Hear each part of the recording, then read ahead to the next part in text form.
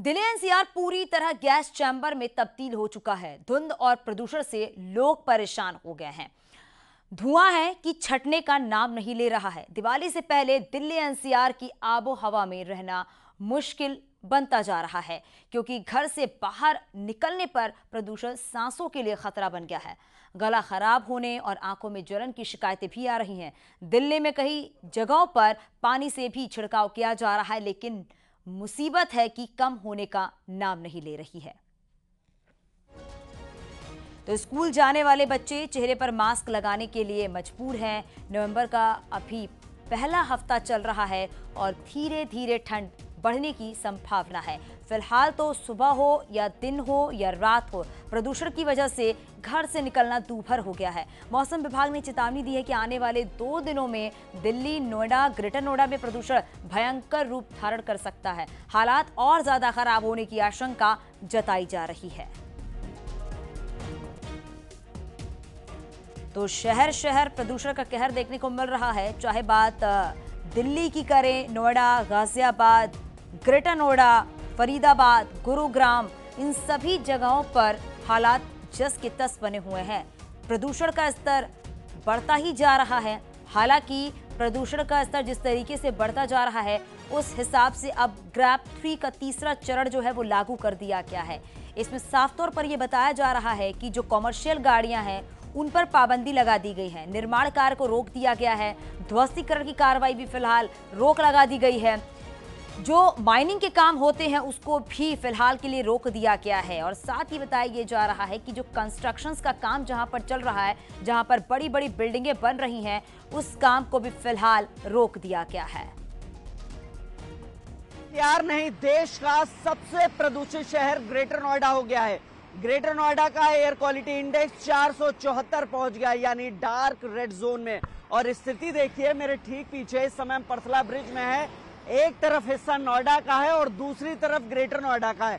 सामने ऊंची ऊंची गगनचुंबी इमारतें हैं जो पूरी तरीके से ओझल हैं, धुंधली हैं, बिल्कुल भी दिखाई नहीं दे रहा है। विजिबिलिटी के नाम पर अगर बात करें तो वो भी बेहद कम है। स्थिति आज बेहद भयावह है, स्थिति बहुत खराब है। या हर साल इस तरीके के एयर पोल्यूशन है उसका इंतजार करते हैं। सवाल भाई बहुत हैं, लेकिन जमीनी हकीकत इनसे बहुत परे है।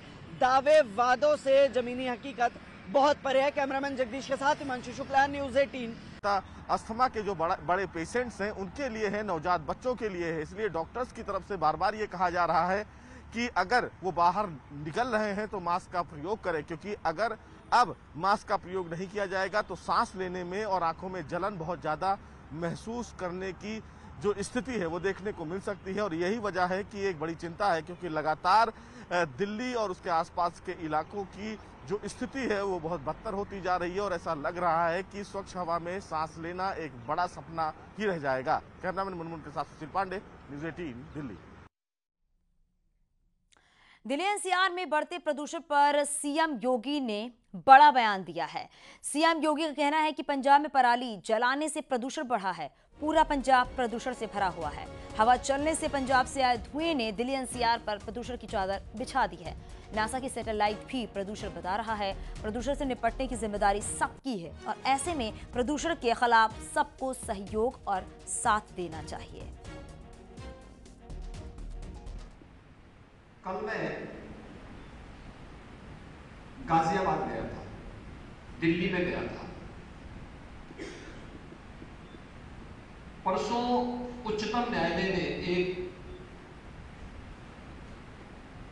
5-6 राज्यों को नोटिस जारी की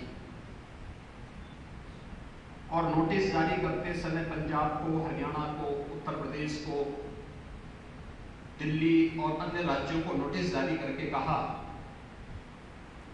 कि जो ये फॉग है, जो ये धुंध है, दिल्ली जब मैं लखनऊ से गया वहां धूप थी, मौसम एकदम साफ था, लेकिन अगले 35 मिनट के अंदर मेरी फ्लाइट गाजियाबाद में लैंड की। तो गाजियाबाद में मैंने देखा पूरा अंधेरा था। जैसे मैं उससे उतरा, देखा मैंने कि बाहर आंखों में जलन हो रही थी। तो मैंने कहा ये धुंध नहीं है, ये केवल धुआं भी है, इसके साथ डस्ट पार्टिकल भी इसके साथ में है, पॉल्यूशन है। फिर मैंने कहा भाई मोबाइल स्मार्टफोन निकाल के मैंने कहा भाई थोड़ा चेक करो कि नासा की सैटेलाइट इमेजेस क्या बता रही है, कहां पराली जल रही है, कहां पे औद्योगिक पॉल्यूशन के कारण ये समस्या खड़ी हुई है।